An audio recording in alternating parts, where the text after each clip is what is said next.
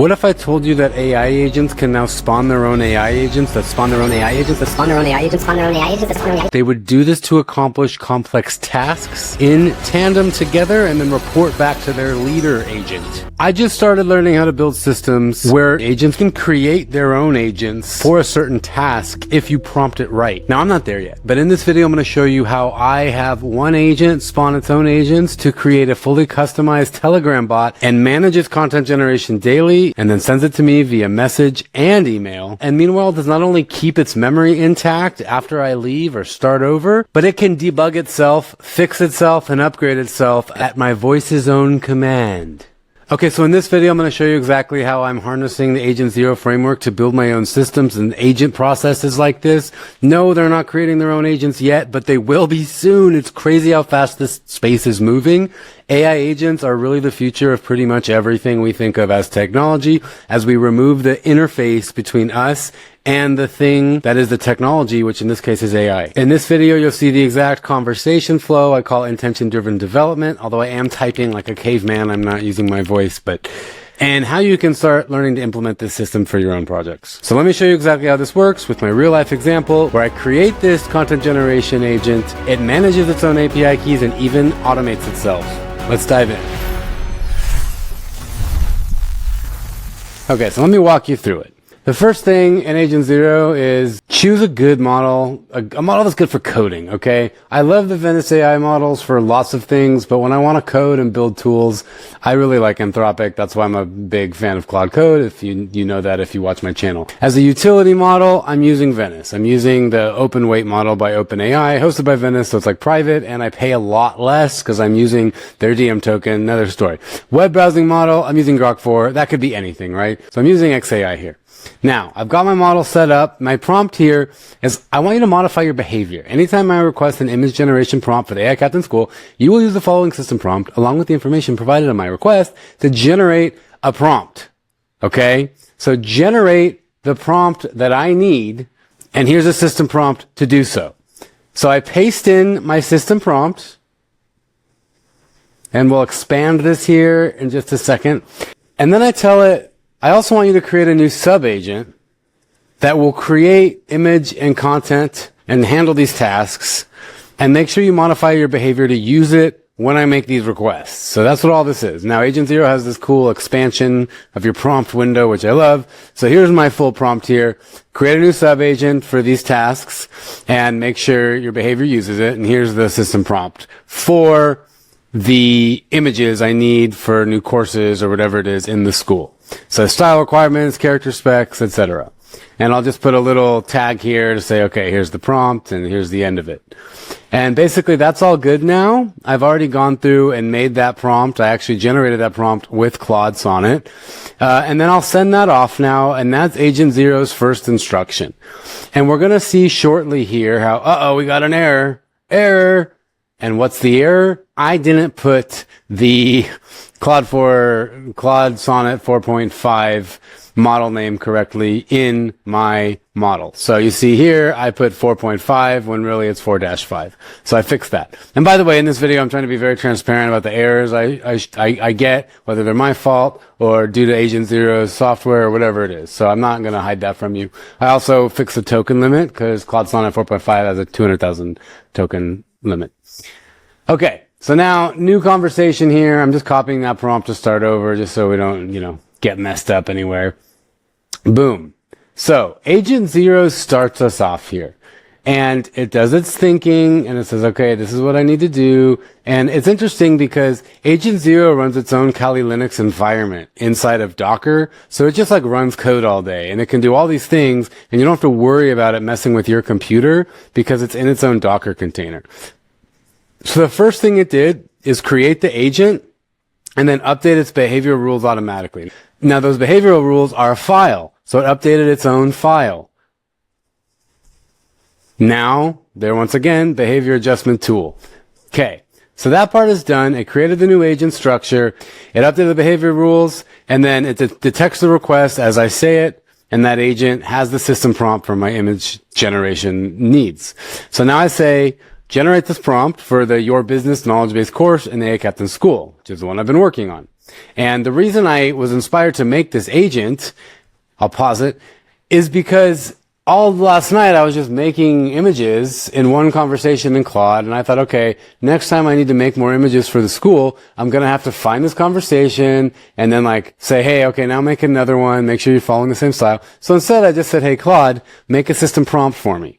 And I'll make an agent or an N8N workflow with it. And I was going to make an N8N workflow with it, but then I thought it'd be so much better if it was just conversational. So that's what brought me to Agent Zero.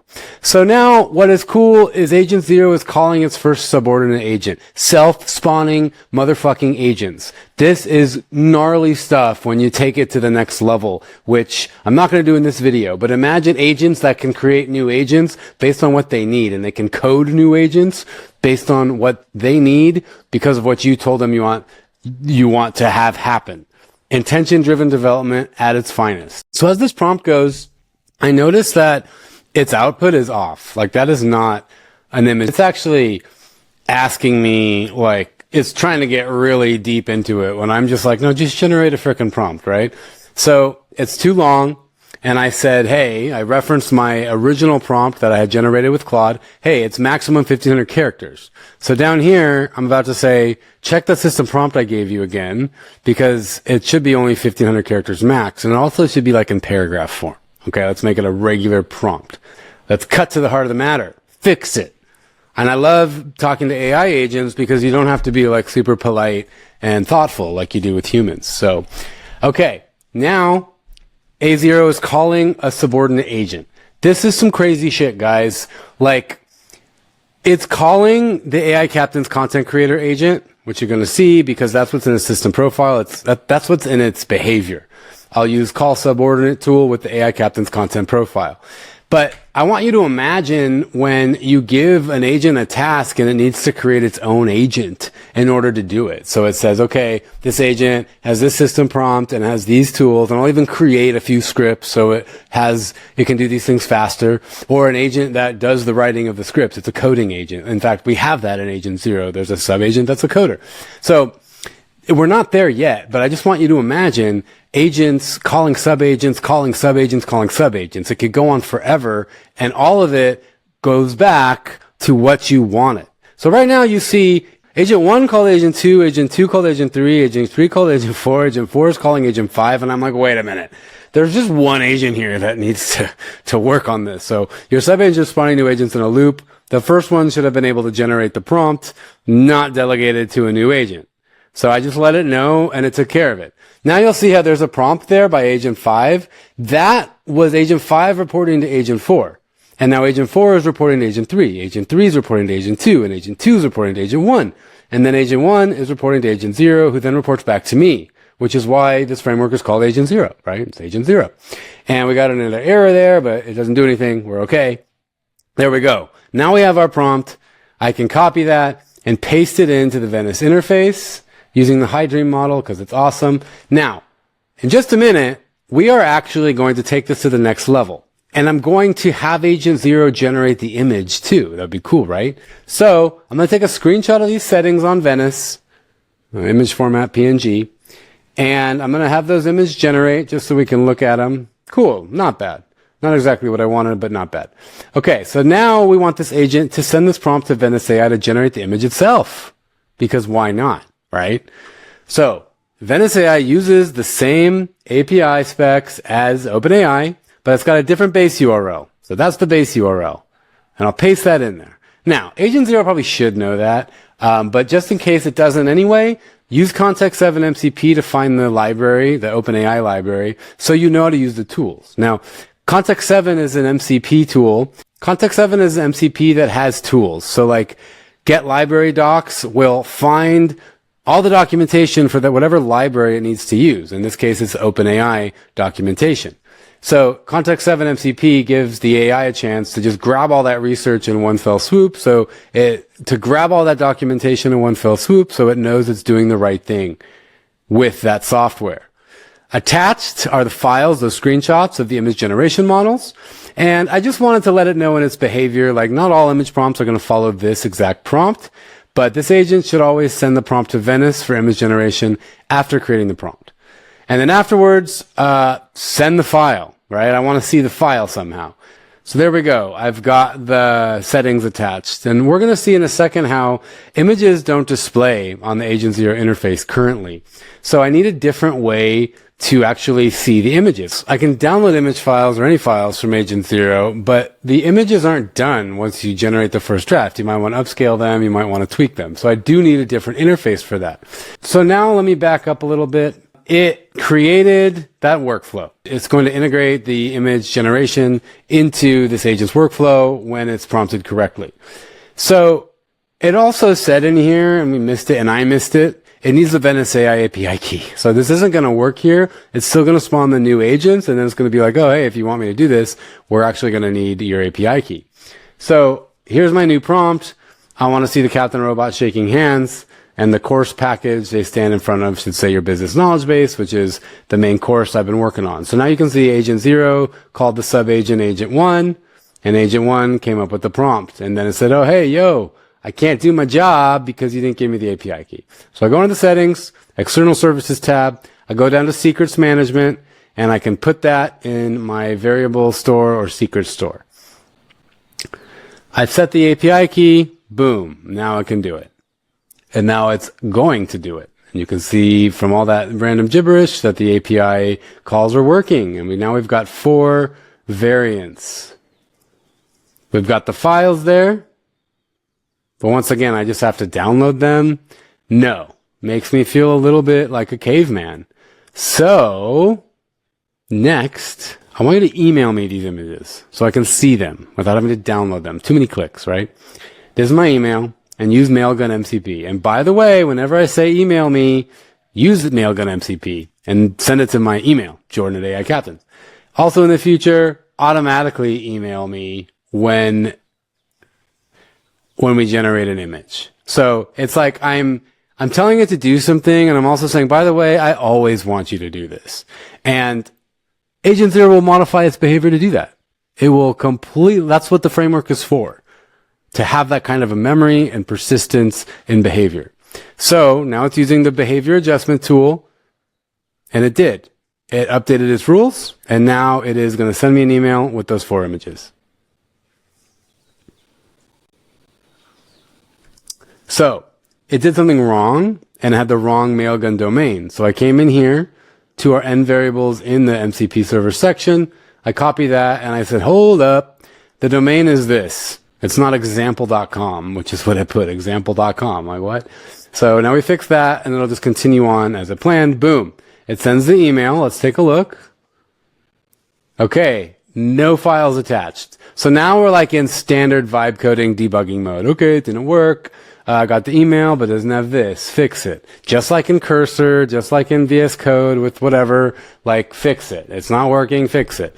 And so we just go back and forth for a bit here, which is why I'm using Claude Sonnet, because it's really good at agentic tasks and coding, which I cannot say for a lot of the open source models on Venice, unfortunately, because I'd rather use those. Okay, great. We got the image, but it's not 16 by 9. Okay, it's supposed to be 16 by 9. So, it also knows it's having trouble sending the email as attachments. So that's why I was looking at my Mailgun API key real quick. And that is how we end up doing this, which I actually prefer. It writes a script to use Mailgun API instead of using the Mailgun MCP, which means that's less tokens. It's not going to be as expensive to send me that email. So MCPs are cool, but if you want to have automated tasks, Agent Zero is great because it just turns these into Python scripts that it can run on its own, which means I don't have to pay for all these tokens to the API all the time. All right, once again, those images aren't horizontal, so I'm getting the URL to this page of the API documentation for Venice AI. Check this page and like figure it out, right? You should be able to figure this out. So it's going to check it out. And I also let it know the email worked. I got the images, but we just need to make them 60 by 9. So now we're going to test it, but we can't test it because it couldn't even get the page because of a rate limit on their domain. So I said, now use the Firecrawl MCP. So it's using Firecrawl MCP, and it was able to scrape the page. And now it does have all the information that we need to make sure we use the right API parameters to get the 16:9 images. So now it's running through all this with our sub agent. Love to see it. A1. All right. So it worked. I didn't get the video on here, but it did work. I got these images 16:9 in my email. Awesome. Now I'm like, all right, send it to Telegram also. Because on Telegram, I can actually create like an interface for this. So say I want to respond, fix this. Say I want to respond, upscale it. Telegram is a good way to do that without having to start something from scratch, because currently Agent Zero doesn't have that. And honestly, I'm using Telegram a lot more than Agent Zero. Plus I can use it on my phone. So Telegram chat ID is in your variable store. Let me know if you need anything else. And it is going to need the Telegram bot key, which we will see right after this long vomiting of AI. There it is. So I put in the Telegram bot key into the variable store and I let it know. And now it's like, okay, cool. So let's check it out.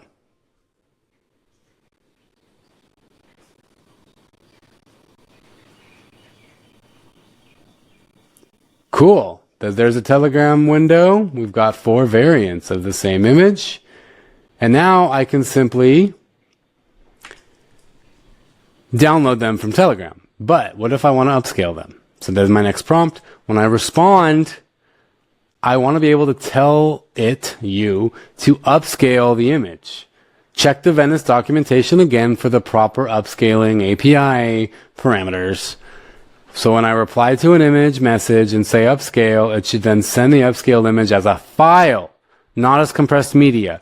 Telegram compresses media by default, or you can send it as a file so it's uncompressed. I want it uncompressed if we're upscaling it. High quality, bigger file size. It writes all the code to do that. It's literally programming its own Telegram bot for me based on what I'm telling it. I could have been using my voice for all this too. I was typing like a caveman. All right. Send me a fun random image on Telegram so I can test the upscaling. Let's see.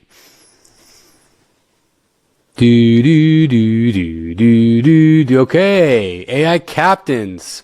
We got our AI agent personas. They're just robots, but they represent AI agents and they're dancing in an arcade. Sweet. Okay. Reply, upscale. Okay. Now I have another AI agent that uses this chatbot, okay? And it's how I log all my thoughts and what I'm working on, and it helps me make content. And that's this responding. So before I add a filter to this, it should still work when I say upscale. It would just trigger both of these agents, but it actually didn't work at all. So now I'm letting Agent Zero know, upscale didn't work. Fix it. Very standard vibe coding, people. No cursor IDE involved. It's still vibe coding. Intention-driven development, back and forth, back and forth. You have to know what you want. It'll still make mistakes, but the more you know what you want, the better job it'll do. Okay, so I got an error. It's not a reply. So I go back to that image. I hit reply, upscale, and let's see if that works. It worked. Yay! And it sent it as files. That's super amazing. So let's take a look. I'll download the file. Show it. All right. Good quality here. So we got our high quality image. Excellent. Now I want you to create a recurring task. Okay, so we got the image generation working and we got the upscale.